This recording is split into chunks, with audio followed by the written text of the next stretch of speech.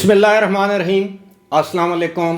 ابرار رشید آپ کی خدمت میں ایک مرتبہ پھر حاضر ہے، اور آپ سے ریکویسٹ ہے کہ اگر ابھی تک آپ نے چینل کو سبسکرائب نہیں کیا تو اسے سبسکرائب کر لیں، جو بیل آئیکن ہے اس کو ضرور پریس کیجیے گا تاکہ ویڈیوز کا نوٹیفیکیشن آپ تک بر وقت پہنچ سکے۔ آپ کا بہت بہت شکریہ۔ آج کی ویڈیو کا آغاز ایک شعر سے کروں گا۔ ارادے باندھتا ہوں، سوچتا ہوں، توڑ دیتا ہوں۔ ارادے باندھتا ہوں، سوچتا ہوں، توڑ دیتا ہوں، کہیں ایسا نہ ہو جائے، کہیں ویسا نہ ہو جائے۔ اب ہمارے سیاستدان، ناوس ان پالیٹکس، میں تو ابھی بھی ان کو سیاست میں نووارد کہتا ہوں، عمران خان نے آج ایک اور یو ٹرن لیا ہے، اور تقریباً 24 گھنٹے کے بعد جنرل عاصم منیر اور تقریباً 3 دن کے بعد جنرل طاہر شمشاد مرزا کو ان کے نئے عہدے سنبھالنے پر ایک ٹویٹ کے ذریعے مبارکباد دی ہے۔ گزشتہ روز جب یہ تقریب ہو رہی تھی، ہینڈنگ اوور اور ٹیکنگ اوور جسے ہم کہتے ہیں، یا چینج آف کمانڈ، تو اس میں بھی کچھ پی ٹی آئی کے رہنما شریک ہوئے تھے، جس سے یہ تاثر دینے کی کوشش کی گئی کہ پی ٹی آئی صدقے دل سے ان تعیناتیوں کو یا تقرریوں کو قبول کرتی ہے، لیکن عمران خان نے مبارکباد نہیں دی۔ لیکن آج ایک ٹویٹ کے ذریعے نہ صرف مبارکباد دی ہے بلکہ ساتھ ہی قائد اعظم کا ایک کوٹ بھی، یعنی قائد اعظم کا ایک کول بھی کوٹ کیا ہے یا ساتھ منسلک کیا ہے۔ میں آپ کو بتاؤں گا وہ کیا ہے، لیکن عمران خان کی، جس طرح لوگ کہتے ہیں کہ آصف علی زرداری نے پالیٹکس میں، یعنی مروجہ جو پالیٹکس ہیں پاکستان میں، اس میں پی ایچ ڈی کر رکھی ہے، اور یہی وجہ ہے کہ میں ہی نہیں، بہت سے میرے ساتھی ان کو ڈاکٹر آصف علی زرداری کہتے ہیں۔ اسی طرح مصلحت پسندی میں ہمارے جو وزیر اعظم ہیں میاں شہباز شریف، انہوں نے پی ایچ ڈی کر رکھی ہے، اور اگر میرے نون لیگ والے ویورز ناراض نہ ہوں تو کسی حد تک نواز شریف نے ہٹ درمی میں پی ایچ ڈی کر رکھی ہے، لیکن عمران خان نے اگر پی ایچ ڈی کی ڈگری حاصل کر رکھی ہے تو وہ یو ٹرنز میں، آپ ان کو ڈاکٹر آف یو ٹرنز کہہ سکتے ہیں۔ آپ یقین کیجئے، انہوں نے جتنے یو ٹرنز اپنی پالیٹکس میں، اپنے دور اقتدار میں، اور ویسے بھی اپنی گھریلو زندگی میں، جو بھی ان کی نجی زندگی ہے اس پر ہم تبصرہ نہیں کرنا چاہتے، لیکن یو ٹرنز تو انہوں نے بہت لیے ہیں۔ اب یہ جو ٹویٹ کیا ہے، پہلے میں وہ آپ کو پڑھ کے سنا دیتا ہوں، اور وہ ٹویٹ کے بعد جو انہوں نے قائد اعظم محمد علی جناح کا جو ایک تقریر کا ایک حصہ کوٹ کیا ہے، وہ بھی آپ کے سامنے رکھیں گے، پھر آپ کو بتائیں گے کہ یو ٹرن ہے کیا۔ سب سے پہلا یو ٹرن تو یہ ہے، وہ جو میں نے شعر پڑھا ہے کہ ارادے باندھتا ہوں، سوچتا ہوں، توڑ دیتا ہوں، کہیں ایسا نہ ہو جائے، کہیں ویسا نہ ہو جائے، بادل نخواستہ بالآخر انہوں نے chairman joint chief of staff committee general Tahir Shamshad Mirza اور chief of army staff general Asim Munir کو مبارکباد دی ہے، اور باقاعدہ نام لکھ کر، پورے نام لکھ کر مبارکباد دی ہے۔ پہلے وہ ٹویٹ آپ کی سکرین پر بھی آپ کو نظر آ رہا ہوگا، اور میں آپ کے سامنے وہ پڑھ دیتا ہوں۔ Congratulations to general Tahir Shamshad Mirza as new CJCSC یعنی chief of chairman joint chief staff committee, and general Asim Munir, Syed Asim Munir, پورا نام لکھا ہے، حافظ نہیں لکھا، as new COAS Chief of Army Staff, we hope new military leadership will work to end prevailing trust deficit that has built up in last 8 months between the nation and the state. Strength of the state is derived from its people. اب اس کا میں خلاصہ آپ کے سامنے حرف بحرف ترجمے کی تو ضرورت نہیں ہے، وہ کہنا یہ چاہتے ہیں کہ جناب میں دونوں کو مبارکباد دیتا ہوں جن کا میں نے نام لیا ہے۔ obviously we hope new military leadership will work to end prevailing trust deficit that has built ہم امید کرتے ہیں کہ جو اعتماد کا جو فقدان فوج اور قوم کے درمیان پیدا ہوا ہے گزشتہ 8 مہینوں میں، وہ اس کا ازالہ کریں گے، یعنی اس حوالے سے وہ یہ دور کریں گے۔ Strength of the state is derived from its people, ریاست کی جو طاقت ہے وہ عوام سے حاصل کی جاتی ہے، یا عوام ہے بنیادی طور پر یہ کہنا چاہتے ہیں۔ اب اسی کے ساتھ ساتھ میں قائد اعظم کا وہ کوٹ بھی آپ کی خدمت میں پیش کر دیتا ہوں۔ وہ قائد اعظم کو کوٹ کرتے ہوئے کہتے ہیں، ڈو ناٹ فرگیٹ، یعنی قائد اعظم محمد علی جناح نے یہ فرمایا تھا 14 اگست 1947 کو پاکستانی افواج سے خطاب کے دوران۔ اب مجھے اس کی اتھینٹسٹی کا کوئی پتہ نہیں ہے، کیونکہ عمران خان تو آپ کو پتہ ہے ٹیگور کا جو ایک کوٹ تھا، خلیل جبران کا کوٹ بنا کے اس کو پیش کر دیا، یعنی ٹیگور کا جو بنگالی ایک دانشور تھے، وہ ان کا کوٹ آپ کو یاد ہوگا، وہ کہا کہ جی یہ خلیل جبران نے یہ بات کہی تھی، حالانکہ خلیل جبران نے وہ بات نہیں کی تھی۔ اب پتہ نہیں یہ قائد اعظم کا یہ کوٹ، امید ہے یہ اتھینٹک ہی ہوگا۔ اس میں وہ لکھتے ہیں، یعنی قائد اعظم کو کوٹ کر کے، do not forget that armed forces are servants of the people and you do not make national policy.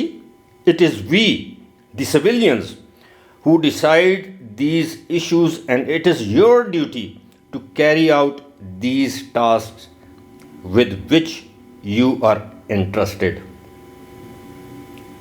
یعنی یہ مت بھولیں کہ جو مسلح افواج ہیں وہ عوام کے خادم ہیں یا خدمت گار ہیں۔ اب سرونٹس کا یہی معنی لیا جا سکتا ہے۔ اور you do not make national policies, آپ قومی جو پالیسیز ہیں وہ نہیں بنا سکتے۔ It is we the civilians who decide these issues and it is our duty, یعنی ہم جو سویلینز ہیں، بلڈی سویلینز، وہ یہ پالیسیز بنائیں گے اور آپ کا کام ہے ان پر عمل پیرا ہونا، ٹھیک ہے؟ جو بھی آپ کو حکم دیا جائے گا آپ اس کو بجا لائیں گے، یہ قائد اعظم کا فرمان ہے۔ اب ہماری بدقسمتی یہ ہے، قائد اعظم نے اور بھی بہت کچھ کہا ہے، لیکن ہماری بدقسمتی یہ ہے کہ ایک نوٹ پر جو قائد اعظم کی تصویر ہے، اس کے علاوہ ہم قائد اعظم کے تمام اقوال کو بھول چکے ہیں۔ ایک نوٹ پر قائد اعظم کی عزت ہمیں بڑی، جیسے کہتے ہیں نا، ڈیئر ہے۔ 1000 کا نوٹ ہو، 5000 کا نوٹ ہو، جتنا بڑا نوٹ ہو اتنی زیادہ عزت کرتے ہیں ہم قائد اعظم کے تصویر والے اس نوٹ کی۔ اب قائد اعظم کی نے کیا کیا باتیں نہیں کی؟ کیا قائد اعظم نے کبھی کسی فوج اسٹیبلشمنٹ کے سہارے کوئی الیکشن لڑا، کوئی الیکشن جیتا، کوئی پارٹی بنائی؟ کیا قائد اعظم کی پارٹی کسی جنرل حمید گل نے، جنرل مجیب الرحمان نے، جنرل احمد شجاع پاشا نے بنائی، اس کو پروموٹ کیا؟ جنرل ظہیر الاسلام نے اس کو تھرڈ فورس کے طور پر پروموٹ کیا، اس پر ہیوی انویسٹمنٹ کی گئی، سوشل میڈیا جسے آپ کہتے ہیں نا کی بورڈ واریئرز، کیا قائد اعظم کو یہ تمام سہولیات حاصل تھیں؟ نہیں، قائد اعظم کو عوام کا اعتماد حاصل تھا، اور جب آپ کی پارٹی کو پراپ اپ کیا جا رہا تھا ایک مصنوعی طریقے سے، اس وقت فوج سب کچھ ٹھیک کر رہی تھی۔ جب آپ کے جلسوں کے انتظامات جنرل احمد شجاع پاشا کر رہے تھے، علیم خان سے کہہ رہے تھے کہ کروڑوں روپے اس جلسے پر لگاؤ، ملک کے مختلف بزنس مین کو کہہ رہے تھے کہ کاروباری شخصیات کو کہ لگاؤ، یہ مستقبل کا وزیر اعظم ہے۔ آپ کو یاد ہے وہ مینار پاکستان والا جلسہ 2010-11 میں جو اکتوبر کے مہینے میں ہوا تھا، جہاں سے یہ پرواز شروع ہوئی؟ تو وہ سب ٹھیک تھا۔ جب میڈیا کو یہ کہا گیا کہ عمران خان کو پروموٹ کرنا ہے اور نواز شریف اور زرداری کو آپ نے چور ڈاکو ثابت کرنا ہے بغیر کسی ثبوت کے، وہ سب ٹھیک تھا۔ درمیان والا عرصہ چھوڑ دیتے ہیں، جب 2014 کا دھرنا دیا گیا، اس وقت آپ کو آرمی کی سپورٹ حاصل تھی، ISI کی سپورٹ حاصل تھی، آپ کے کزن کو کینیڈا سے بلوایا گیا، وہ دھرنے دلوائے گئے، سب کچھ اب عوام کے علم میں ہے۔ وہ شجاع نواز جو ہیں، وہ جنرل آصف جو نواز جنجوعہ کے جو بھائی ہیں، انہوں نے جو کتاب لکھی ہے اس میں سارا کچھ درج ہے۔ کس طرح آپ کے لیے راہیں ہموار کی گئی، کس طرح نواز شریف کو استعفیٰ دینے پر مجبور کیا گیا، اور بالآخر کس طرح پیناما پیپرز کو بہانہ بنا کر 465 لوگوں کے خلاف وہ تھی چارج شیٹ تھی، یا پیناما کے جو پیپرز ہیں ان میں ان کا نام آیا، لیکن سنگل آؤٹ کیا گیا ایک شخص کو جس کا نام نواز شریف ہے۔ وہ سب ٹھیک تھا جب اس وقت کے D G I S I میں جو ڈی جی سی ہوتے ہیں، جس طرح آج کل آپ ایک ڈی جی کو مخاطب کرتے ہیں نا، وہ ان کا نام ہے میجر جنرل فیصل نصیر، شاید اس طرح کے کام کر رہے تھے، اس طرح کے نہیں، مطلب اس پوسٹ پر تھے، اور وہ جنرل فیاض حمید تھے، میجر جنرل تھے۔ وہ جب پیسے بانٹتے تھے، جب تحریک لبیک کو اسلام آباد بلایا گیا، جب ان کے کارکنوں میں ہزار روپیہ تقسیم کیا گیا، جب سابق جسٹس اسلام آباد ہائی کورٹ شوکت عزیز صدیقی کو یہ کہا گیا کہ خبردار جو ان کی ضمانت دی الیکشن سے پہلے، یعنی میاں نواز شریف اور مریم نواز کی، اور ہماری 2 سال کی محنت ضائع ہو جائے گی، جب ثاقب نثار کے حوالے سے کہا گیا کہ ان کے بارے میں کوئی تنقیدی خبر نہیں چھپے گی، نہ اخبارات میں نہ ٹیلی ویژن چینلز پر، وہ سب ٹھیک تھا۔ اور آگے آتے ہیں، پھر وہ جو الیکشن کے دن تھا 25 جولائی 2018، وہ کون بھلا سکتا ہے؟ آر ٹی ایس کس نے بٹھائے؟ اس کا پاسورڈ کس کے پاس تھا؟ اس کا فائدہ کس کو ہوا؟ کراچی جیسے شہر میں جہاں 2 گھنٹے بعد رزلٹ آ جاتے ہیں، 48 گھنٹے رزلٹس روکے گئے۔ یہی حال پورے ملک میں تھا، اور سب کو معلوم ہے کہ کس طرح افسران کے خاندان پر اثر انداز ہونے کی کوشش کی گئی کہ اس شخص کو ووٹ دینا ہے۔ Army public schools, army Burn Hall, تمام آرمی کے، یا ایون یہ جو ایلیٹ کلاس کے جو سکولز ہیں، کالجز ہیں، وہاں پر باقاعدہ برین واشنگ کی گئی بچوں کی۔ یہ Roots, Beaconhouse, city school, جتنے بھی ہیں جہاں پر یہ عمرہ کے ایلیٹ کلاس کی اولادیں پڑھتی ہیں، وہاں پر ان کو بتایا گیا کہ یہ 2 سیاسی جماعتیں اس ملک کی تباہی کی ذمہ دار ہیں، اور یہ شخص ہے جو ہمارا مسیح ثابت ہوگا۔ لیکن وہ پروجیکٹ ہائیبرڈ نظام ناکام ہوا۔ جب تک وہ آپ کے لیے کام کر رہا تھا تو کیا وہ عوام کی خدمت کر رہے تھے کہ ایک مخصوص سیاسی جماعت اور ایک مخصوص شخصیت کی خدمت کر رہے تھے، ایک سیلیبریٹی کی؟ پھر افسوس سے کہنا پڑتا ہے، جب 3 اسٹار جنرل جو ہیں، جو اب ریٹائرمنٹ لے چکے ہیں، جب وہ سیاستدانوں کی بیگمات کے مرید بن جائیں، اور پیری مریدی میں تو پھر سب جائز ہو جاتا ہے، پھر تو وہاں پر شرک بھی آ جاتی ہے، بدعت تو دور کی بات ہے، شرک آ جاتی ہے۔ اور پھر وہ جب شرک کر رہے تھے وہ ٹھیک تھا۔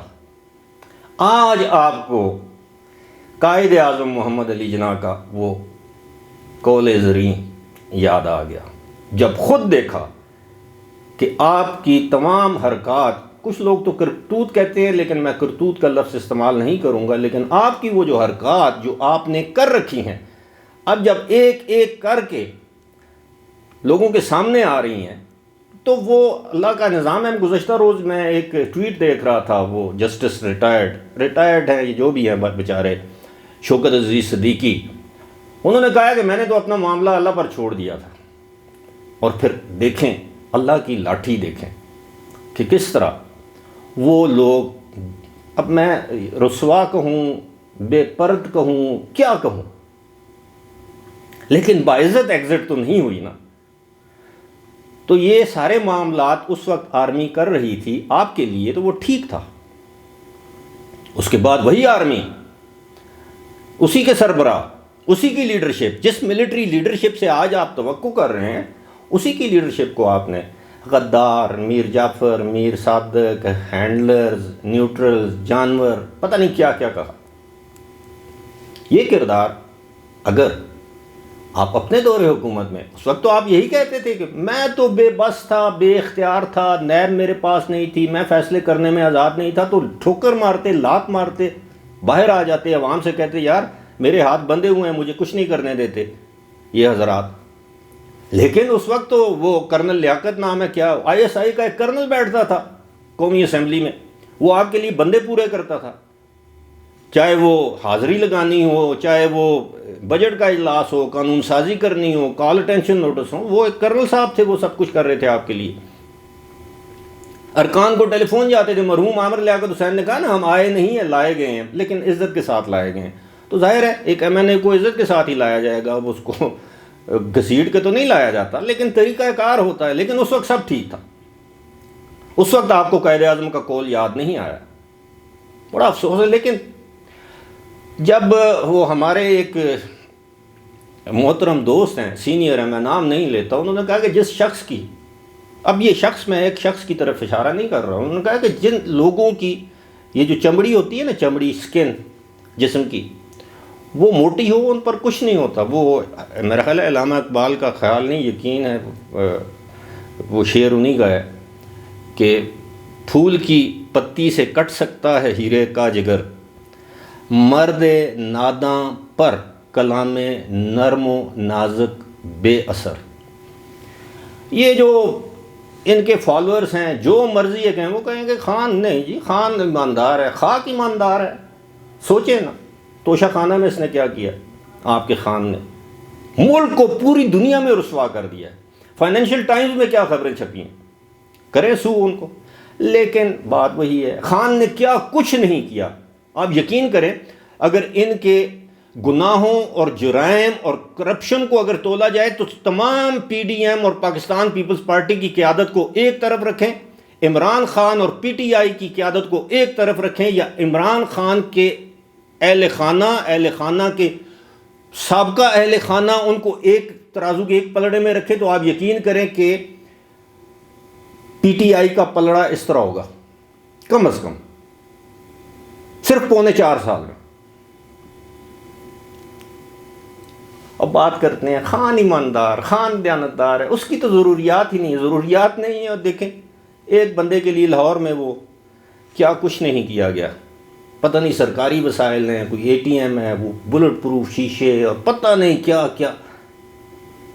بہرحال انقلاب ایسے لوگوں سے نہیں جو لوگوں سے کہیں کہ موت سے خائف نہیں ہونا، موت سے خوفزدہ نہیں ہونا، اور خود سب سے زیادہ موت کو تو چھوڑیں، موت تو جب آنی ہے، آپ 10 پردوں میں بھی ہوں تو حضرت اسرائیل جو ہیں وہ روح قبض کرنا جس وقت ہو، اللہ کی طرف سے حکم ہو تو وہ ہوگا۔ لیکن جو شخص چھپکلی سے ڈرتا ہو، جیل سے ڈرتا ہو، وہ کیا خاک انقلاب لائے گا؟ یہاں پر تو انقلاب کے دعوے دار پھانسیوں پہ چڑھ گئے، ہنستے مسکراتے، کوڑے کھائے، گولیاں کھائیں، بم دھماکوں میں ہلاک ہو گئے، 29 سال جیلوں میں قید تنہائی میں گزار دیے، اف تک نہیں کی۔ وہ ہوتے ہیں انقلابی۔ انقلابی یہ نہیں ہوتے جو پرتعیش زندگی گزاریں، شام کو شہد پئیں، کھائیں، سونگیں، جو بھی ہے، اور 1 ارب روپے کے گھر میں رہیں، وہاں پر جو گیجٹس ہیں وہ آپ کو پتہ ہیں، وہ ان کا ذاتی معاملہ ہے، لیکن انقلابی ایسا نہیں ہوتا۔ انقلاب لانا ہے تو اپنے رویے کو، اپنے کردار کو، اپنی سوچ کو تبدیل کرنا پڑے گا، اپنا چال چلن رہن سہن کو تبدیل کرنا پڑے گا، اور پھر جب آپ سڑکوں پر نکلیں گے آپ دیکھیں گے 2-4 کروڑ آدمی جس دن سڑک پر نکلا انقلاب آ جائے گا۔ ایسے انقلاب نہیں آتا۔ فی الحال مجھے دیجیے اجازت، خدا حافظ۔